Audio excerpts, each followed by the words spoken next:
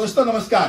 कानूनी बात बताने वाले मेरे YouTube चैनल में आपका स्वागत है। आज का विषय नाबालिग बच्चे, उनकी कस्टडी। अब ये जो विषय है ये बहुत गहरीला है। भारत में नाबालिग बच्चे की कस्टडी, इस शब्द का अर्थ आमतौर पर उस बच्चे का पालन पोषण, देखभाल और कल्याण संबंध में माता पिता के कानूनी अधिकारों और जिम्मेदारियों के बारे में होता है। अब कानूनी और शारीरिक कस्टडी ऐसे दो अलग अलग चीजें इसमें शामिल है।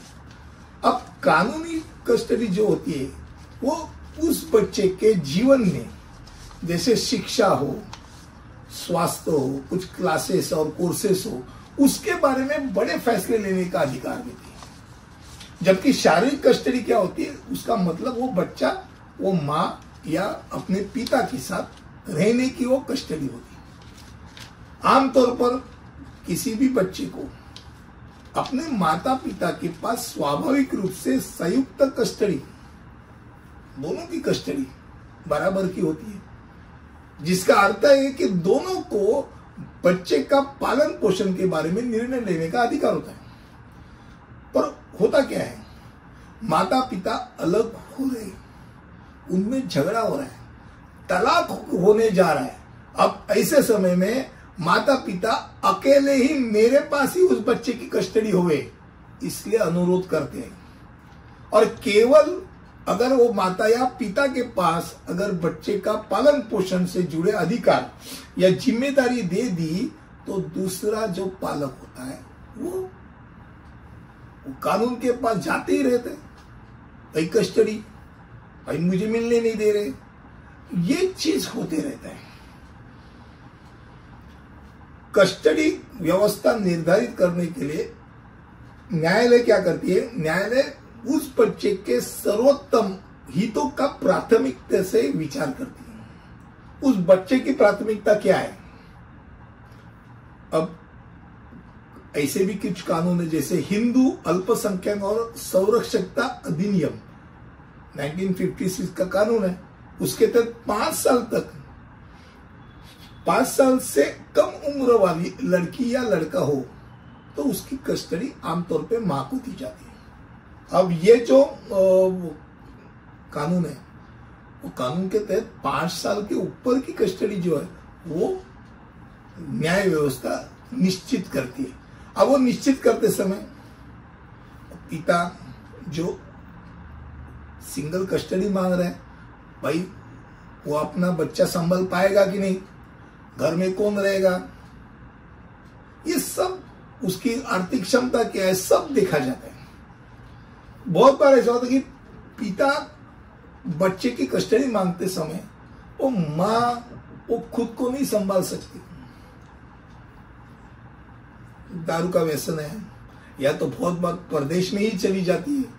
अब घर में वो बच्चा अकेला है, उसको कौन देगा, तो मैं देखने की कोशिश करूंगा, ये पता के कस्टडी मांग सकता है।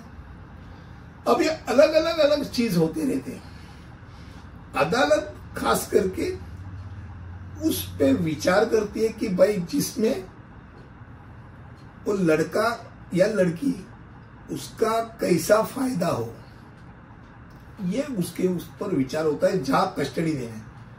माता हो या पिता, किसी को सिंगल कस्टडी देने के बावजूद दूसरे को उसको मिलने का अधिकार तो होता ही है, वो तो छीना नहीं जा सकता। और सिर्फ मेरा है ऐसा तो बोल नहीं सकते ना कोई, मैं तो उसको मिलने नहीं दूंगी, क्या मैं उस मेरे लड़के को मैं उस माँ को मिलने नहीं दूंगा, वो मेरा है, कहां से आ गया, साइंटिफिक है क्या, ये शब्द प्रयोग की साइंटिफिक नहीं, वो दोनों का है, दोनों का उसका अधिकार है। वो माँ और बाप कुछ भी बोले, वो बच्चे का अधिकार है, अपना माँ बाप दोनों से मिलने का उसका अधिकार है, वो कौन छीन सकते हैं। ये एक बात है। अब मान लो हिंदू का बात तो बता दिया, हिंदू अगर नहीं है तो बाकी के लोगों को क्या। तो ऐसे में 1890 में जो कानून हो गया है, जो प्रतिपाल्य अधिनियम है, जो कस्टडी के बारे में कहता है, उसके तहत जहां किसी भी व्यक्ति, माता या पिता हो, उसके कानून अगर मौन रूप धारण करते, भाई किसको देवे क्या देवे इसके बारे में कुछ नहीं कहा गया, तो न्यायालय निर्णय लेती है कि कस्टडी के बारे में लड़के का या लड़की का हित कहाँ है और उसके हिसाब से उसकी कस्टडी वो माँ या पिता को देती है। ये विषय बहुत गहरा है।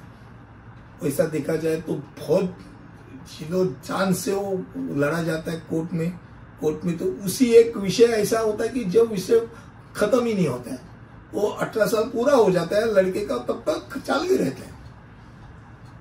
तो एक बात है, बच्चे को दोनों से मिलना जरूरी है, कितना भी होवे, और दोनों की उसके ऊपर प्यार होना चाहिए और जिम्मेदारी दोनों ने बांट लेना चाहिए। आज का विषय नाबालिग बच्चे और उसका अधिकार के बारे में था। अगले वीडियो में ऐसे ही कुछ लेके आऊंगा, तब तक के लिए यही रुकता हूं। धन्यवाद।